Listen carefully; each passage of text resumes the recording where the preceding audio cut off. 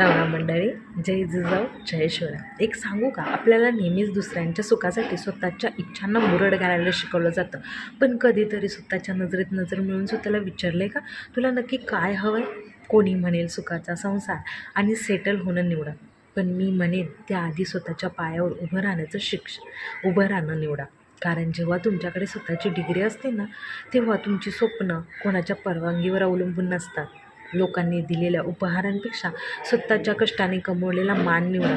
दुसऱ्याच्या जीवावर श्रीमंती मिरवण्यापेक्षा बापाची मान समाजात अभिमानानं वर जाईल असं कर्तव्य निवडा. कारण तुमचं शिक्षण ही केवळ एक पदवी नाही, तर ती तुमच्या आईवडिलांनी तुमच्यावर दाखवलेल्या विश्वासाची पावती आहे. आयुष्य खूप संधी देईल, पण कधीच कोणाची सावली बनून राहणं निवडू नका. स्वतःचा प्रकाश बना, स्वतःची ओळख बनवा. हा थोडा त्रास होईल, पण त्यातून तुम्हाला खरंच काहीतरी चांगलंच भेटेल. गर्दीचा भाग होण्यापेक्षा गर्दी ज्याच्यासाठी थांबेल असा एक प्रवास निवडा. म्हणून शेवटचं फक्त एकच सांगते, जर काही निवडायचं असेल तर शिक्षण निवडा, स्वावलंब निवडा.